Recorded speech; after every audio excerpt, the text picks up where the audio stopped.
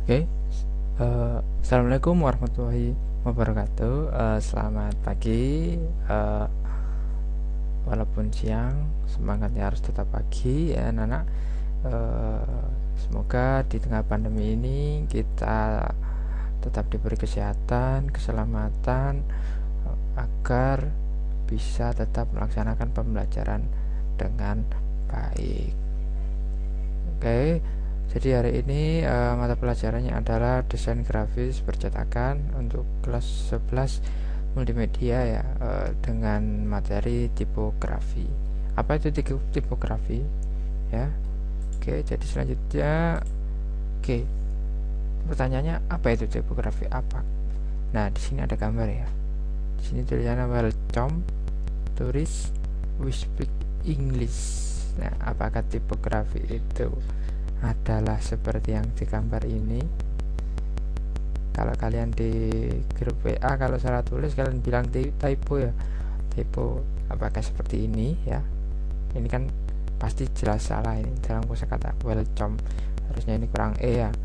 Tauris ini juga salah, tauris harusnya di sini ada o, dan we speak ini bukan i melainkan e a dan a. English bukan a depannya pakai e. Jadi apakah tipografi itu adalah yang seperti contoh di gambar ini? Oke, selanjutnya ya.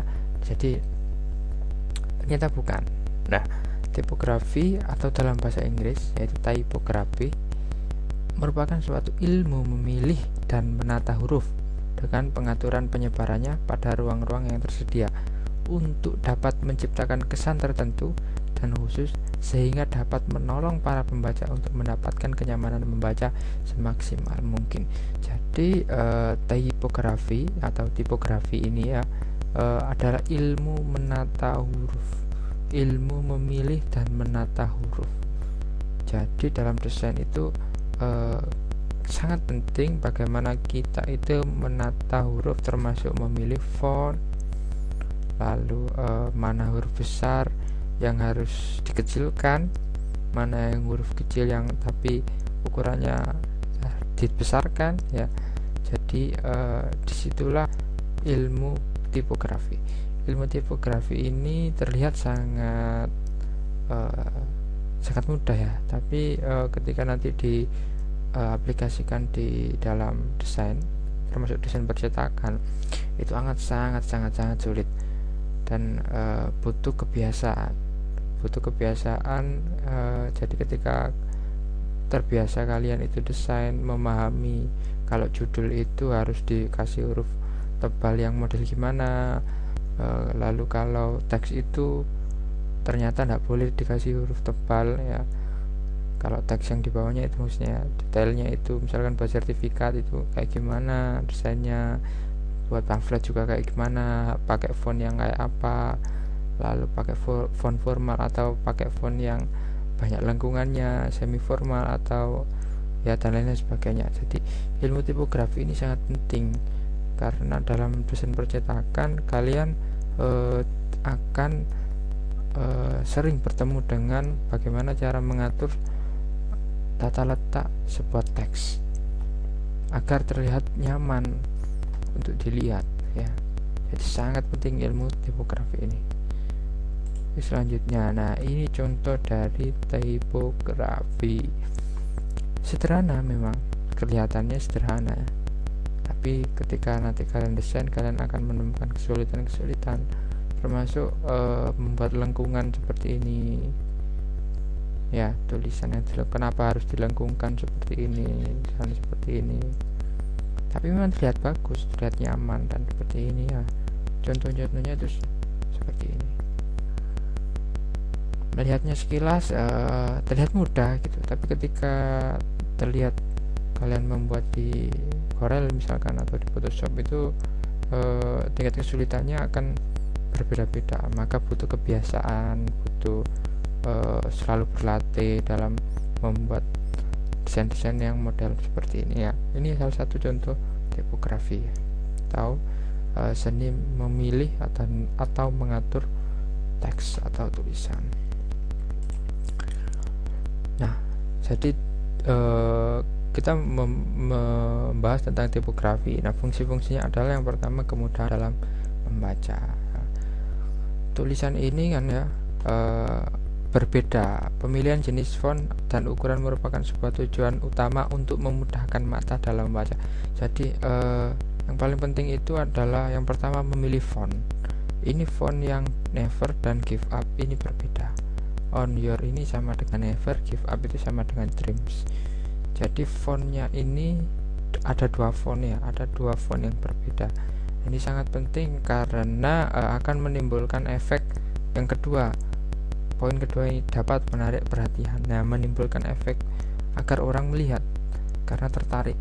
Komponen huruf yang telah tertata dengan sempurna harus juga didukung dengan warna yang menarik. Nah, termasuk ketika fontnya juga gambarnya ini menyatu, backgroundnya ini menyatu dengan tulisan. Kalau ini backgroundnya saya buat warna merah menyala, itu akan sangat tidak nyaman untuk dilihat. Jadi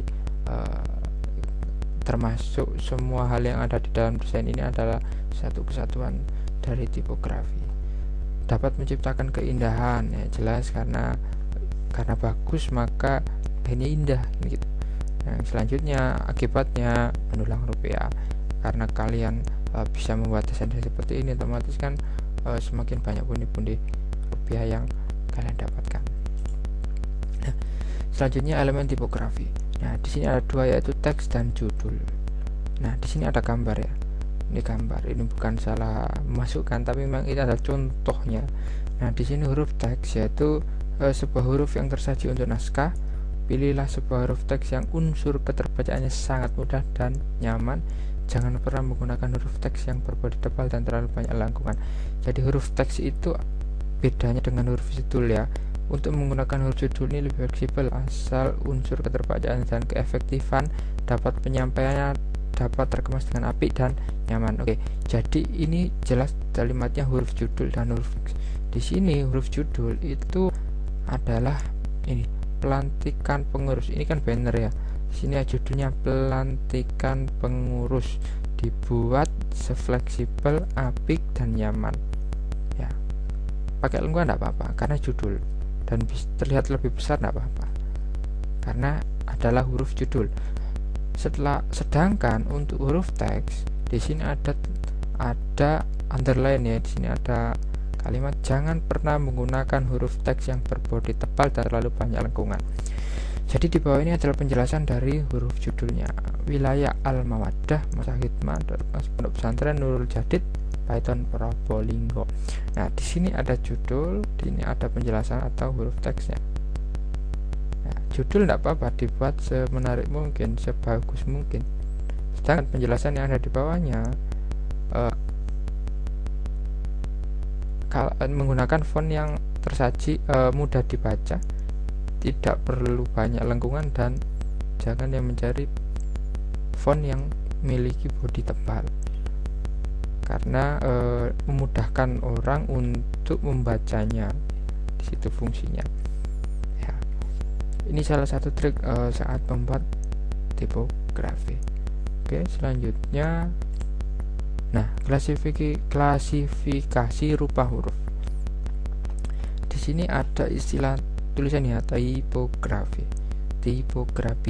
Nah, di sini ada cap height, median, baseline, stem, arm, serif dan lain sebagainya. Di sini ini ada pengertiannya masing-masing. Misalkan baseline ini adalah garis bawah di sini. Jadi semua huruf posisinya harus ada di atas dari baseline, kecuali huruf yang huruf kecil yang memang harus posisinya misalkan kayak Y, P ini kan di bawah, ini kakinya ini ada di bawah. Tapi baseline itu adalah garis bawah, garis yang paling bawah dan tidak boleh melewati itu ya. Lalu ada istilah cap height, ini istilah capital height. Nah, huruf kapital tertinggi posisinya ada di sini, tidak boleh melebihi ini. Kalau misalkan nanti ada misalkan huruf selanjutnya ini I besar atau L besar, jadi tetap harus ukurannya tidak boleh melebihi capital height. Nah, di sini ada contoh misalkan apalagi gender. ascender ini lawannya descender. Jadi bedanya kalau ascender ini posisinya ada di atas. Di sini ada apa ini? Semacam garis lebih ya. Di sini garis yang memang didesain seperti itu. Ini ascender, ini juga ascender. Ini ascender, ini ascender. Kalau descender ada di bawah posisinya. Ini juga descender. Lalu ada istilah lagi ear. Ear ini telinga, sama kan, misalkan ear yang telinga kan, ear telinga. Nah, ini modelnya ada garis lebih sebelah kanan, ini ear ya. Lalu terminal ini bedanya dengan ear, kalau terminal ini sedikit dilengkungkan, posisi hurufnya dilengkungkan. Ini terminal ya, ini descender, ini ascender ya, ascender ya. Ini, nah kalau ini tail, posisinya di bawah. Beda dengan terminal, ini tail, posisinya di bawah. Tail, ini juga tail. Nah ini loop ya, loop. Jangan lupa ini loop. Loop itu berputar. Huruf G kecil kan nggak harus berputar gini kan. Nah ini dibuat berputar dan menyatu lagi ke bentuk awal.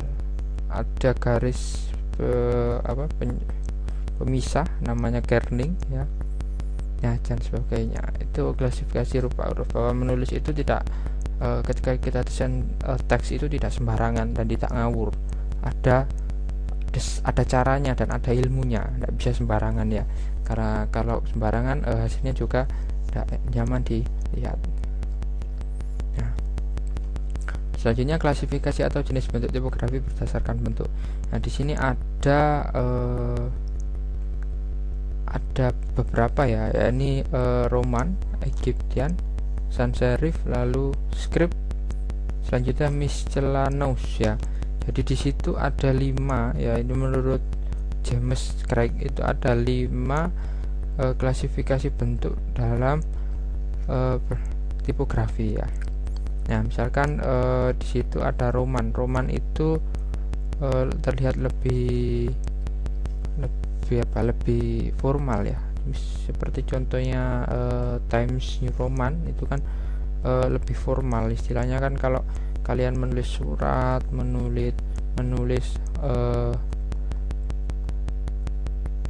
apa itu, sesuatu yang sifatnya banner, misalkan banner yang agak formal, itu kalian menggunakan Times New Roman. Nah, selanjutnya itu adalah Egyptian. Egyptian itu ciri-cirinya itu memiliki kaki. Kalau Roman ya, Roman ini kan di sini kan ada huruf besar dan huruf kecil. Huruf besar dan kecilnya itu tidak ngaruh dengan ukurannya. Misalkan kalau R ya posisinya tetap R, kalau R kecil ya R kecil, O kecil, M tetap ada di satu sejajar dengan garis ya. Kalau Egyptian itu cirinya adalah memiliki sirip atau kaki. Jadi kesan yang ditimbulkan itu kokoh, kuat, kekar, dan stabil. Misalkan seperti ini, GYP kan ada kakinya. Kakinya maksudnya itu gini. Di sini misalkan kalian itu N di sini ya, N seharusnya seperti ini kan, N-nya.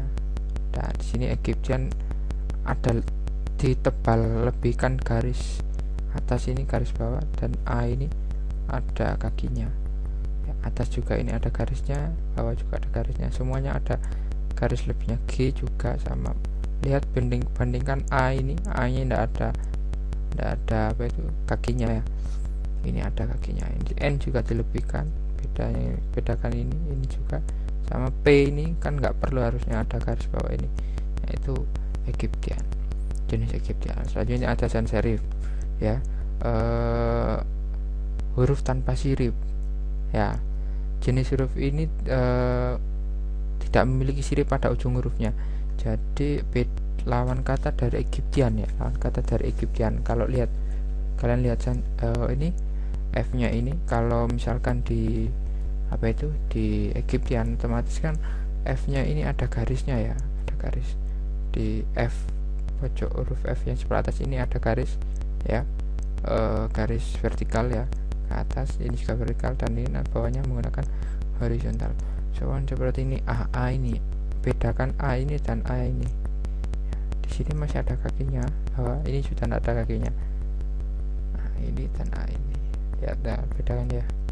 Nah, beda, termasuk A nya juga. A ini dan A ini masih ada siripnya, ini juga ada lengkungannya, di sini sudah ada. Nah, ini sans serif. Selanjutnya script ya. Script ini kayak garisan tangan. Jadi modelnya itu seperti kalian menulis, seperti dikerjakan saat di pena atau kuas ya, atau pensil yang tajam ya. Dan biasa miring ke kanan. Kesan yang ditimbulkan itu sifatnya pribadi dan akrab. Jadi tulisannya memang ditujukan untuk desain-desain yang model tulisan tangan. Selanjutnya miscellaneous ini pengembangan dari bentuk-bentuk yang sudah ada, ditambah hiasan atau ornamen. Kesan yang dimiliki dekoratif dan ornamental, jadi ditambahi ada dekorasinya, kayak misalkan bidang seperti ini, garis seperti ini, garis lengkung seperti ini, untuk mempercantik dari sebuah tulisan. Jadi ada 5 macam-macam jurnal huruf menurut James Craig. Oke, jadi tugasnya adalah jadi baca ya, membuat contoh masing-masing jenis klasifikasi tipografi berdasarkan bentuk. Yang pertama Roman, yang kedua Egyptian, yang ketiga sans serif, yang selanjutnya script, yang terakhir miscellaneous. Dikumpulkan hari Rabu pukul 14.00. Contohnya kalian lihat slide sebelum ini, nah ini seperti contoh ini ya. Kalian buat di kertas, lalu kalian foto, kalian kumpulkan di Google Classroom. Jadi bukan memilih ya, 5-5-nya. Misal Roman satu tulisan, Egyptian satu tulisan, sans serif satu tulisan, dan sampai miscellaneous satu tulisan. Nanti difoto, dimasukkan di Google Classroom. Oke ya, saya tunggu. Tetap semangat untuk belajar, tetap jaga kesehatan di rumah saja. Kurang lebihnya mohon maaf. Assalamualaikum warahmatullahi wabarakatuh.